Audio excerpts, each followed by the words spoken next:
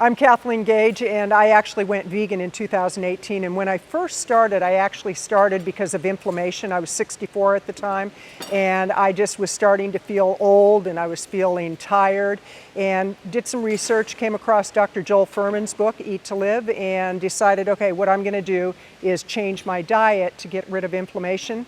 Was going to do it for 7 days, and in 7 days not only did I feel better, I dropped some weight. I was about 40 pounds heavier than I am now, and then started doing a lot of research. I did the documentaries, a lot of the books, and then I went to the grocery store one day, about 6 months into it, and walking by the meat department, I had what I can only describe as a spiritual awakening, and really understanding that I had been very out of alignment for many years, rescuing animals, working in the pet industry, speaking at conferences, consulting, and it really hit me that how could I rescue animals, how could I love animals, how could I say that I was an animal advocate and eat them? And it was in that moment that I identified as a vegan. So that was in 2018. Wow. Did you notice any changes physiologically, mentally, emotionally? I was feeling tired all the time. I ran and I had real bad recovery times, and I noticed that my recovery time was getting better. I noticed that I was feeling better almost instantly. Within a couple of days, I really noticed a difference, but then the weight that started dropping off, and I've been a yo-yo dieter all my life, and I was up and down, and I had given up on diets, and by following the protocol that Dr. Joel Fuhrman had, I actually dropped, it was within like 3 months, 38 pounds. And I was like, dang, here's the diet I never thought I would find. And I wasn't dieting. I was eating super healthy. My body was happy. I had better focus. And when we moved into the pandemic, I have to say that had it not been for being a whole food, plant-based vegan, I don't think that I would have made it through the way I did. While other people were stressing and getting, just a lot of fear and a lot of anxiety, I actually kind of sailed through it, even though in my business a lot of things changed because, like many businesses, mine turned upside down. And so I got to reinvent myself during that time, and I went from Power Up for Profits to Vegan Visibility, rebranded my whole company, and as a business consultant it was like, okay, I want to work in the vegan industry. Cool. What do you do? I'm a business consultant. I'm actually a visibility consultant. I help speakers, coaches, authors, consultants, small business owners to really get visibility. And just recently we did a summit. It's the We Did It Summit, and I was the marketing director for the event. I was the MC for the event. I was the closing keynote speaker. I kind of wear a lot of hats, as does everybody in that group. Awesome. I interviewed Peter in Colorado. Yes, Peter Goldstein. Yeah, that was great. Did you have any challenges going plant-based? I think for me, I have the personality that once I make up my mind to do something, I'm going to find a way to make it work. And initially my challenge was I found the holy grail of healthy eating, and I felt, well, if I found it, I want everybody to have it. And I had to learn better language patterns. I had to accept the fact that it took me until I was 64, so why would I expect anybody else to get it? And to not impose my beliefs on other people, but more to just show them through example what was possible. Do you think it's important for others to be vegan, and why?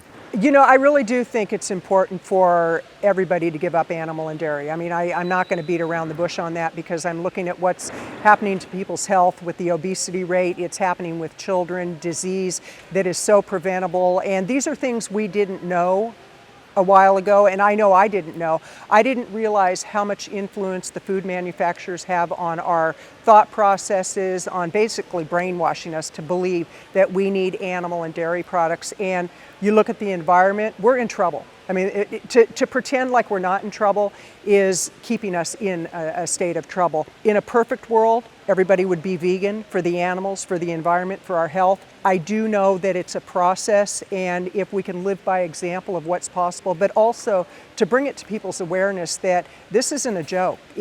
What's happening with the environment and the climate change, some people deny that it's happening, but all you have to do is look around. What's happening with people's health? It's sad when people have basically given up and they stuff their pain with food and they don't even realize they're doing it. It's like any other addiction.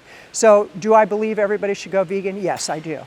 Do I believe it's going to happen? I do not believe the whole world is going to go vegan. If we go out into public and we look at people's habits, we can see that we have a high mountain to climb.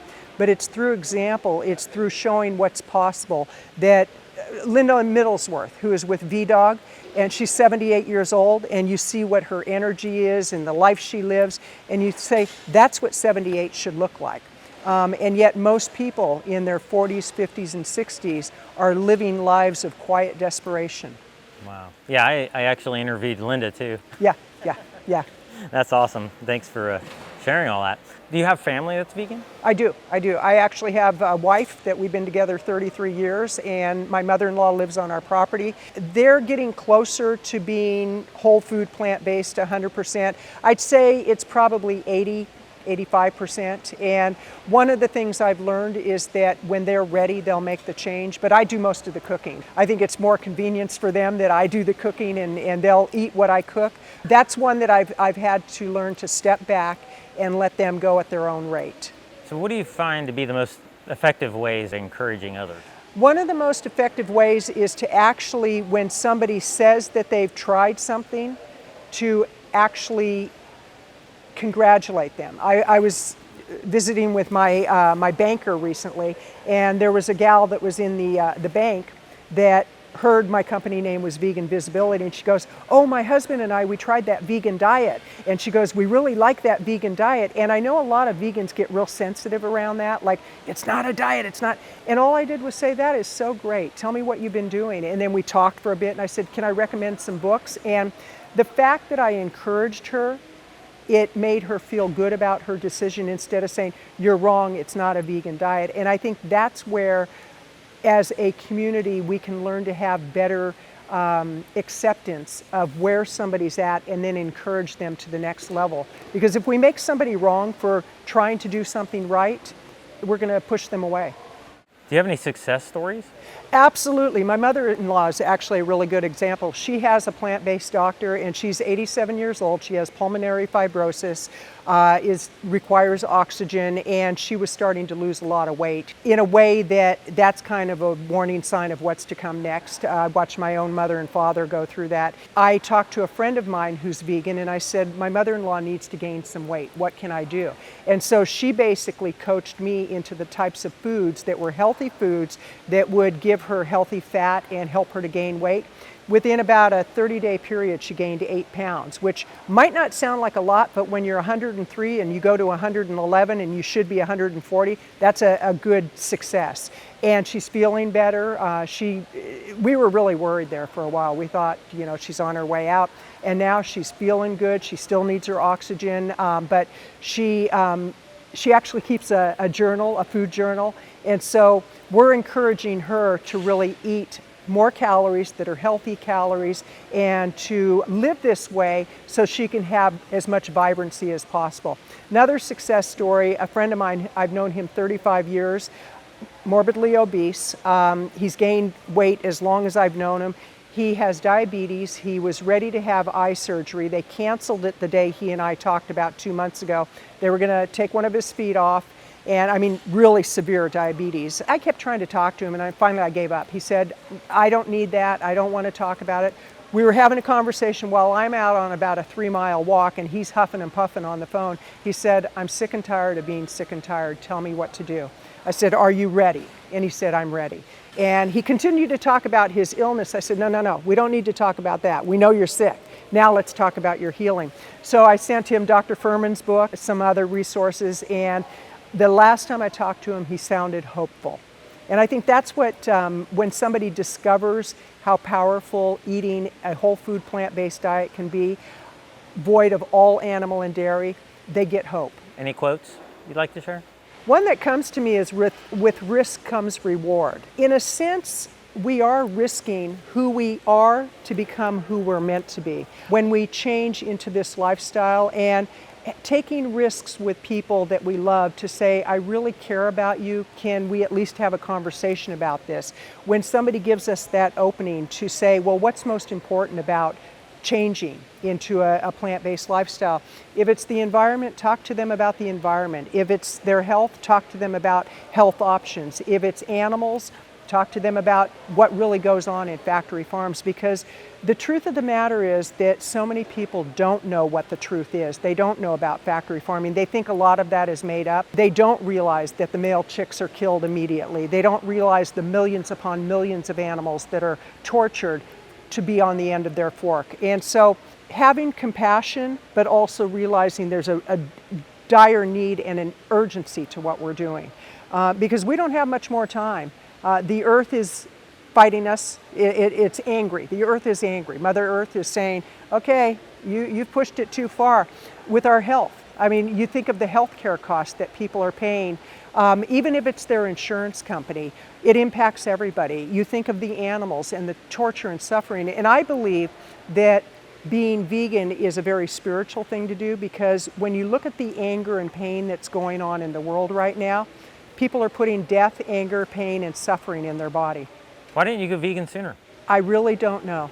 I would say out of all the conversations I've had with people, most of us say, I wish I would have done it sooner. One is not the awareness that I have now. I just didn't know. I didn't know what I didn't know. And one of the things that I had to do was forgive myself for all the pain and suffering I caused by what I wore, what I ate. That's a big part of it, is forgiving ourselves.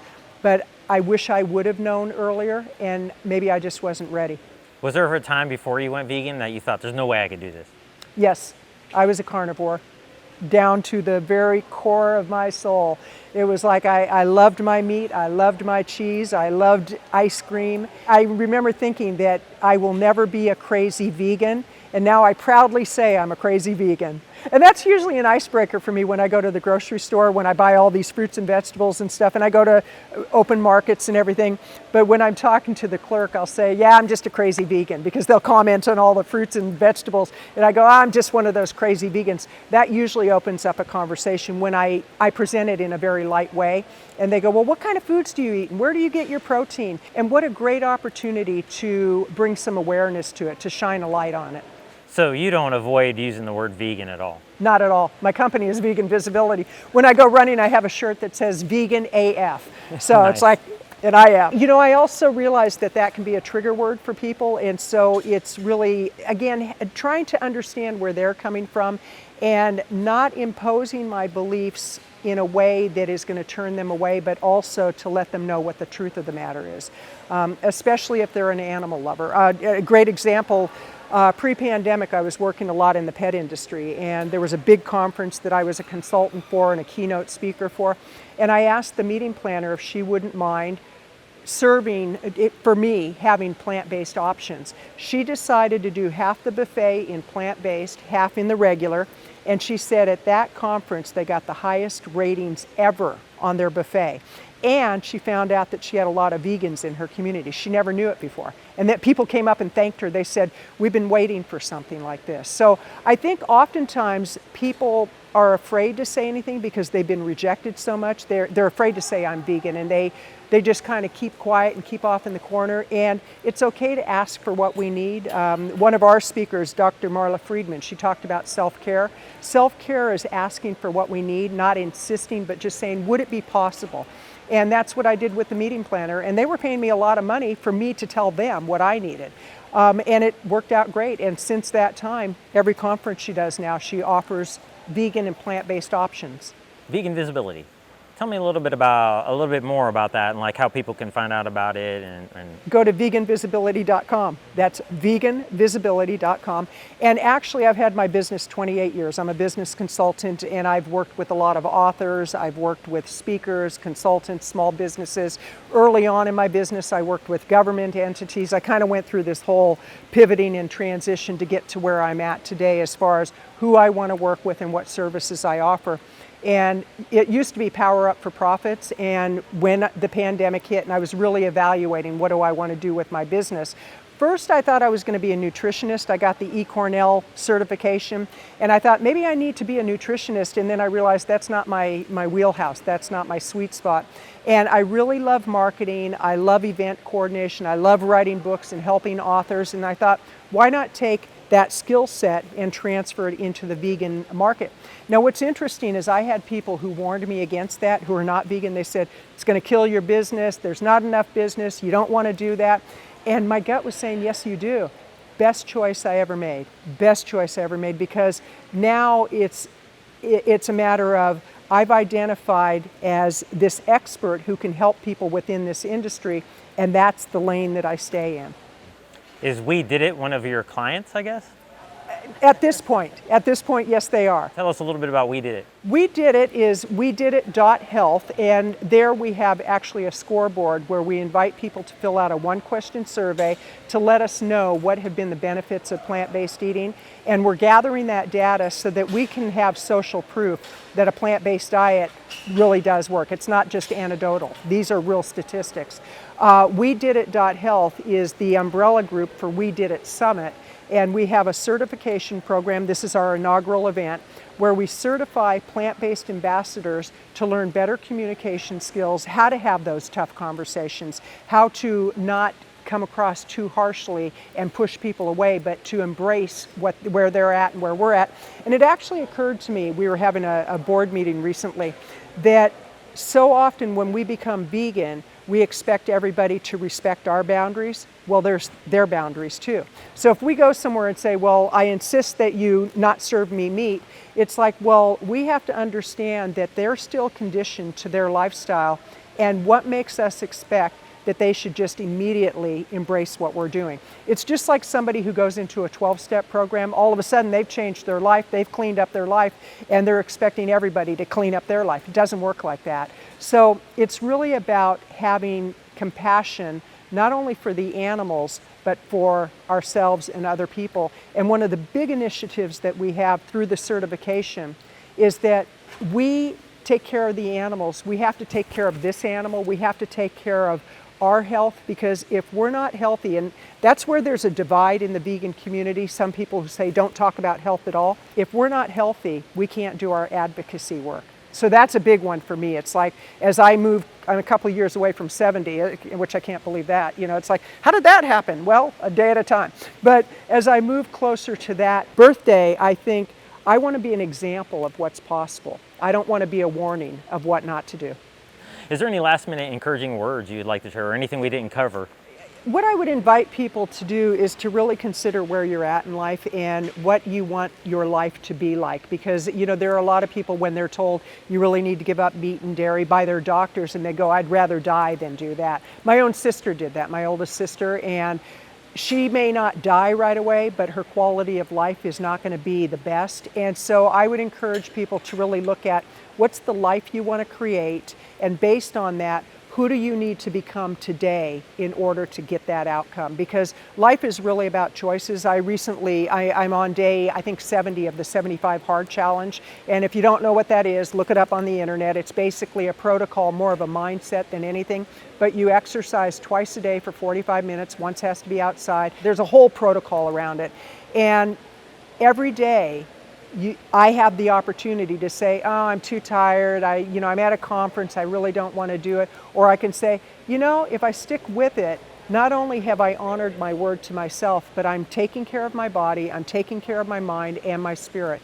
And I really think that for those people who are spiritual and they've identified as a spiritual person, whether they have a religious protocol or a spiritual protocol, that being vegan, from my perspective, and I've been studying spiritual practices for well over 45 years, this is probably one of the most spiritual things I've done, because it really connects me with empathy for the animals, and it breaks my heart when I think about the pain and suffering the animals are going through.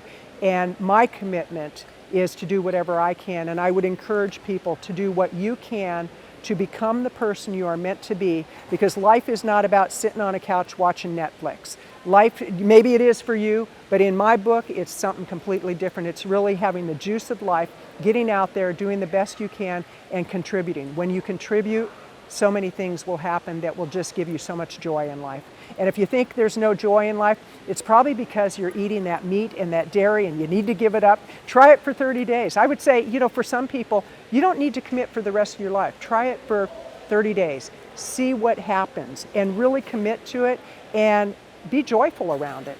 You'll be amazed. 30 days, your life will never be the same. Yeah, some people say, give it at least 3 months because of certain physiological changes that you'll experience, and then that'll really make you not want to do anything else. But yeah, 30 days is better than Meatless Monday. Absolutely. Well, and once you like really get the aha around it, it's like you can't go back. There are those of us that we just can't go back. Yeah.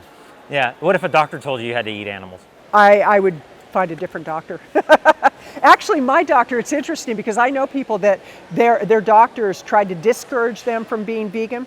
My doctor high-fived me. Here I'm in my little exam robe and she's up there high-fiving me because she noticed a big change in just 3 months that I had been eating this way.